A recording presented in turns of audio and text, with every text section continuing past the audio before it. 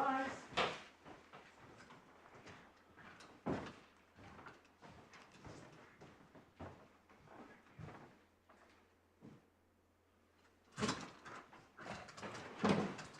Yes, Mr. Cummins.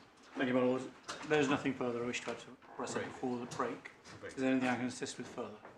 Can I just now take you to the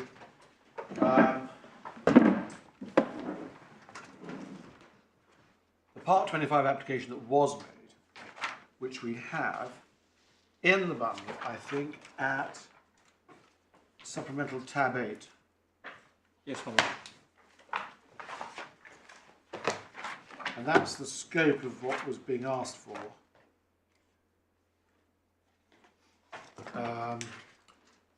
Page 64, paragraph 5. Yes.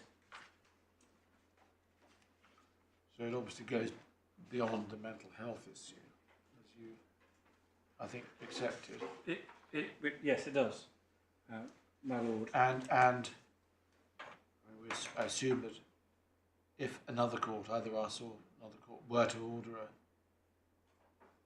a 25 assessment now, it would be along those lines. So, well, bearing in mind that is what the evidential gap might be said to be. What do you...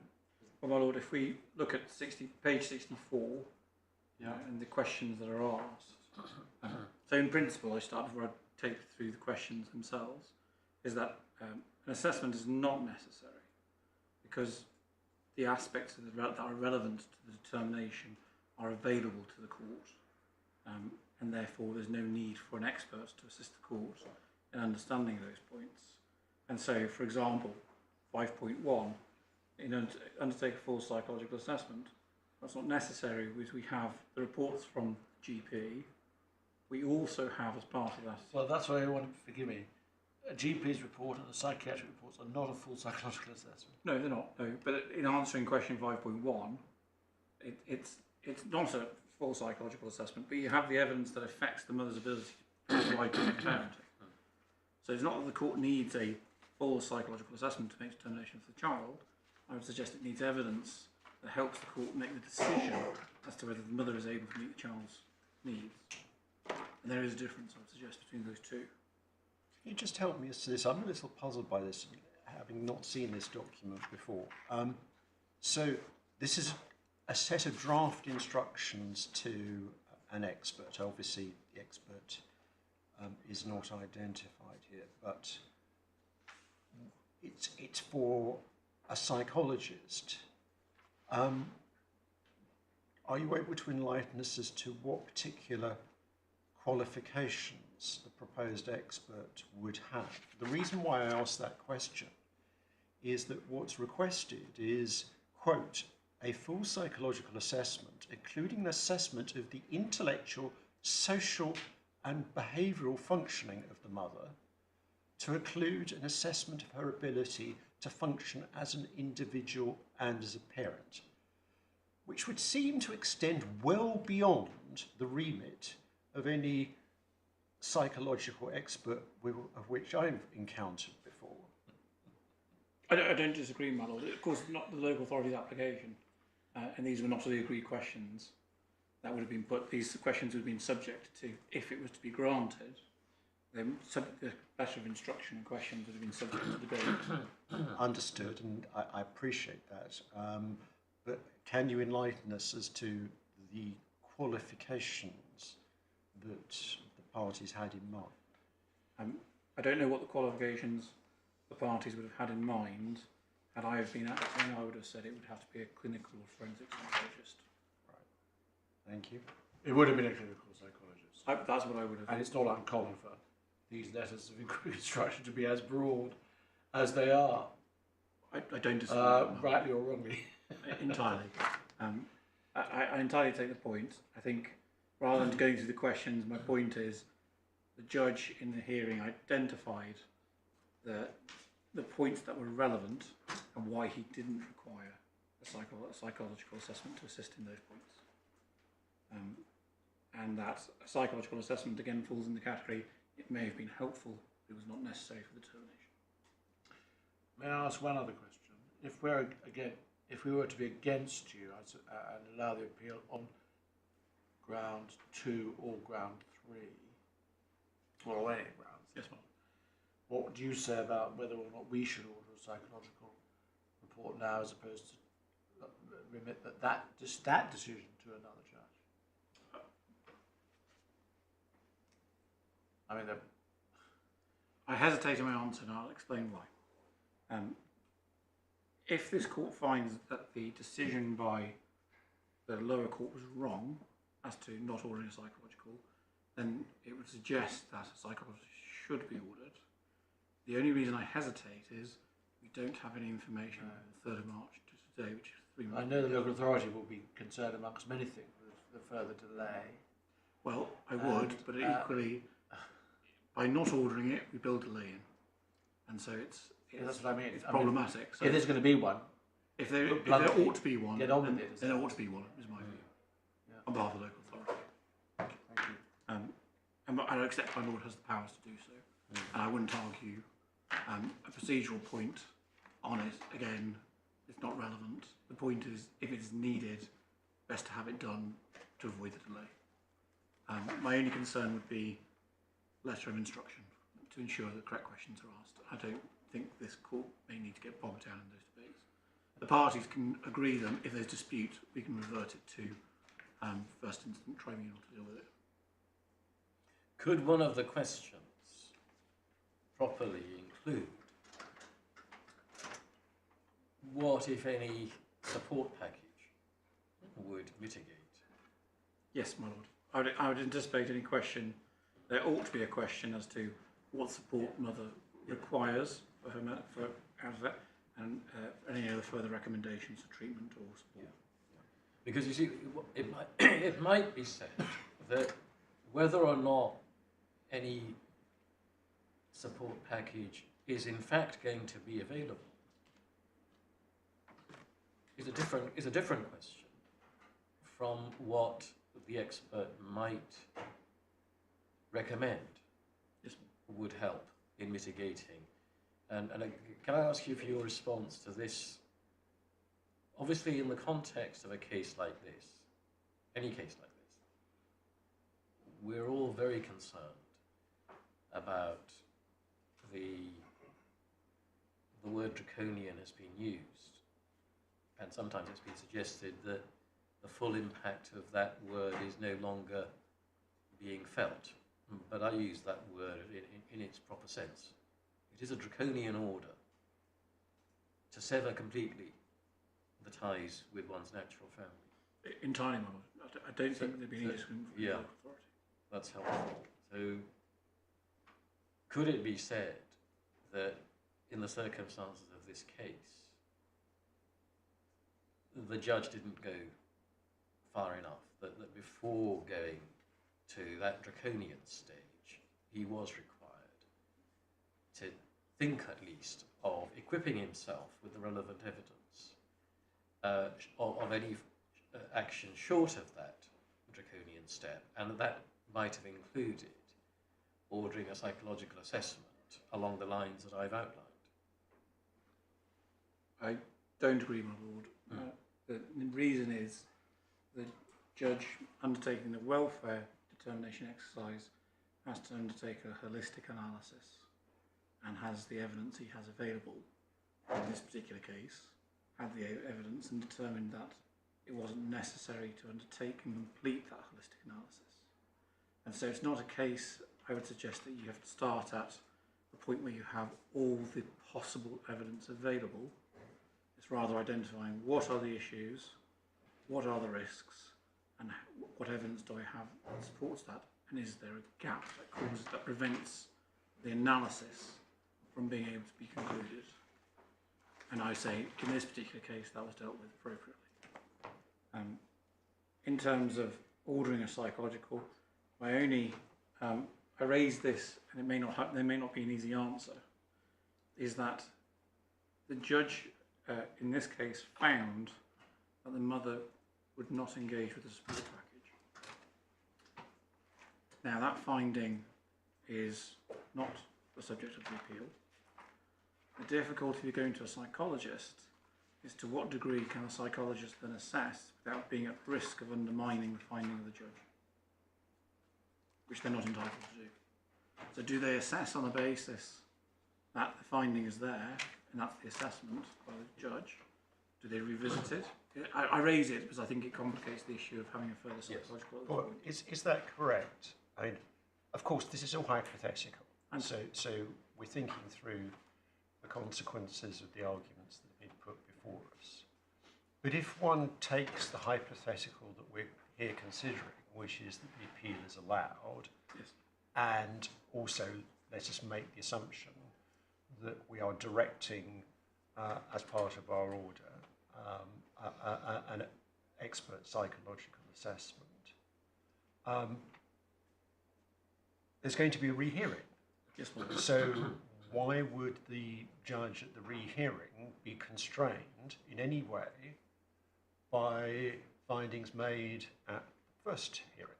No, my lord, I entirely accept that a judge at a rehearing would not be constrained by that. Relevant information, but not determinative for a court on a rehearing. The issue is for the psychologist undertaking the assessment. They undertake it on a factual basis that's available to them, and they are explicitly, A, not allowed to go into matters that the court is to determine. But secondly, how do they treat that determination? Do they treat it as a finding? Do they treat it as relevant information? Are they entitled to contradict what the court has found? Can I just ask you about that last submission? I took you earlier to paragraph 89, and in particular the last 4 lines. But I don't want to put words in your mouth. I want to be sure that I've understood where the finding is that you're saying the judge made. Because as I read paragraph 89, that's not, as I read it, a finding of fact, but it does say that there is serious doubt. Were you thinking of any other passage? I was, my lord. I think my reference. I think my point was that the court had found the mother cannot provide basic care to the child. I see. And that I may have been at risk of confusing my lord, and I No, apologise for that. Well, but in relation to the acceptance of support, I mean, one of the other relevant passages, of course, is paragraph 61, where the judge makes the point that the mother doesn't accept she has psychological needs that will prevent or impact on her parenting of the child, and makes the comment, she can't argue in the same breath she needs an assessment to identify deficits in her parenting and offer potential remedies for the same that she does not accept exist. Yes, my lord.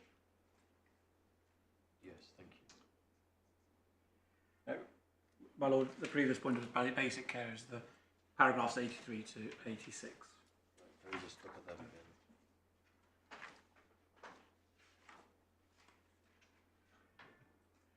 Yes, thank you very much. Right, well that's been very helpful. May I just check if there are any other questions? Thank you. Grateful, my lord. Yes. Smaya, would you like to reply? Just briefly, unless obviously there are particular points my lord you wish me to do. In relation to the potential letter of instruction, in addition to the document that appears within the bundle that you have just recently been taken to, can I also redirect your attention back to the appeal skeleton argument at the core bundle, page 92, which I think covers more of the points that my lord had in mind to be included in any psychological assessment in the little Roman numerals on the top of the page at the end of ground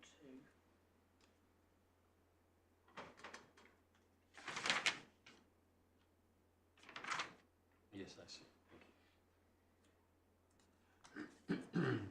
And in relation to the status or otherwise of the court's findings, we would submit that if it's it's a rehearing, it's a rehearing. But unless there is a concession over a particular the court is able to deal with the evidence effectively ab initio, but this time with the assistance of an expert report.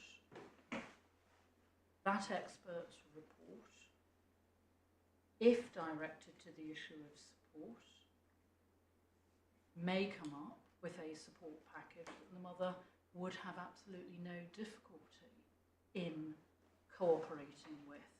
And the psychological assessment in itself may be part and parcel of any assistance for this mother to also understand and develop insight into any potential problems that her background or her diagnosis in fact cause for her.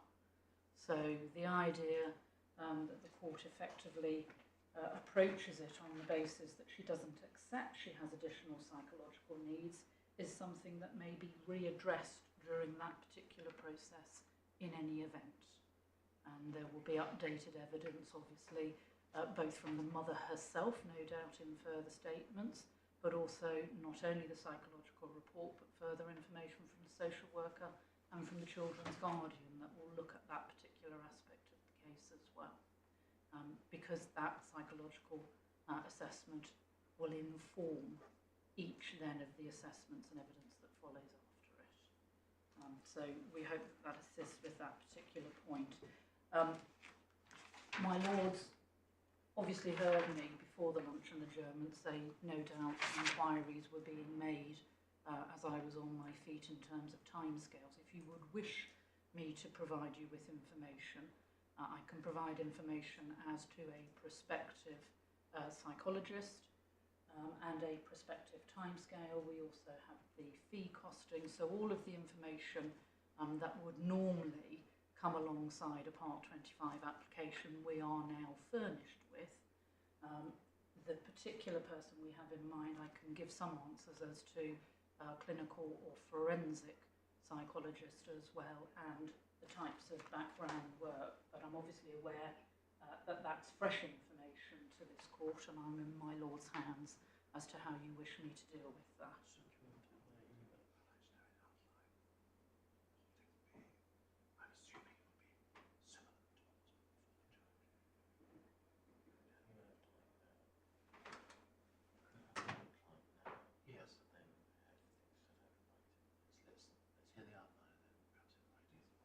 Yes, if you want to tell us in outline. Yes. So in outline, if the letter of instruction is able to be provided together with papers swiftly, because obviously diaries change, the report could be available by the 14th of August, so that's some 8 weeks from now.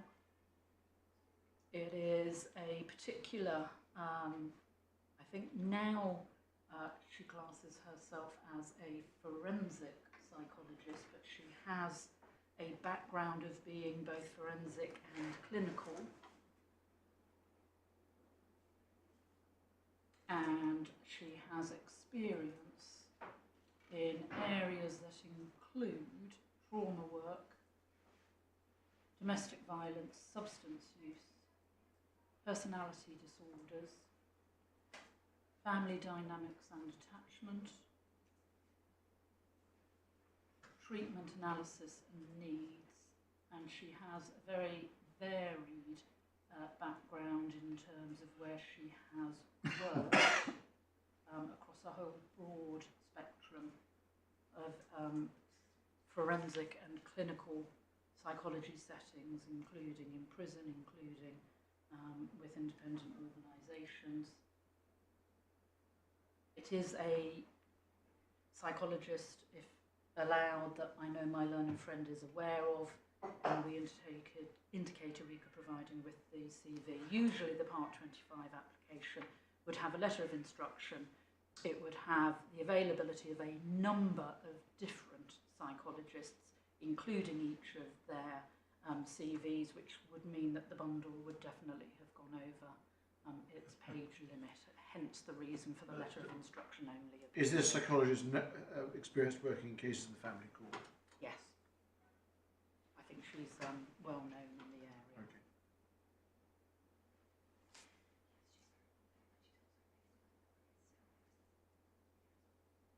she's also geographically in the same location as the mother.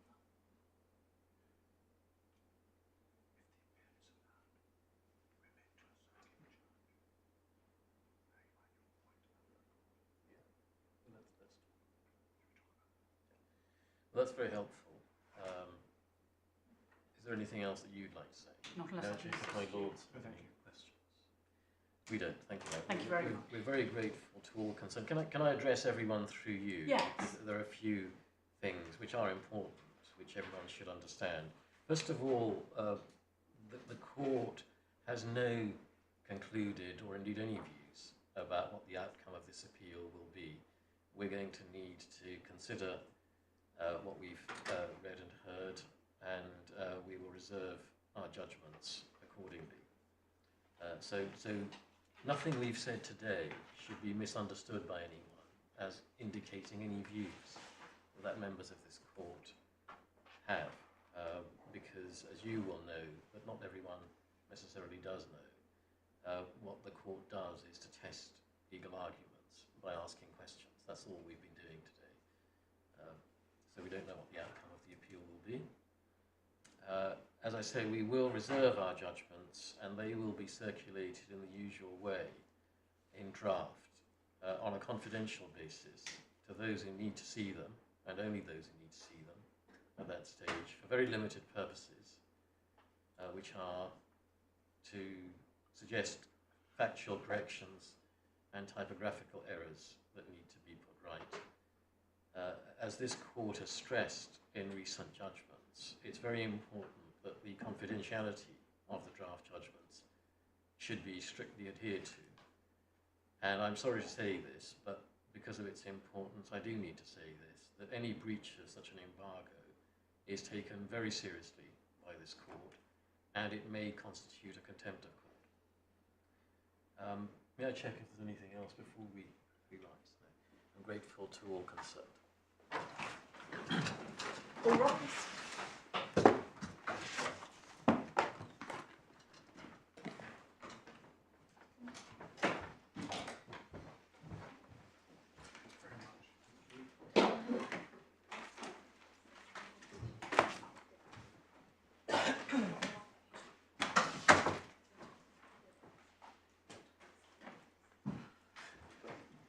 Back to the study office.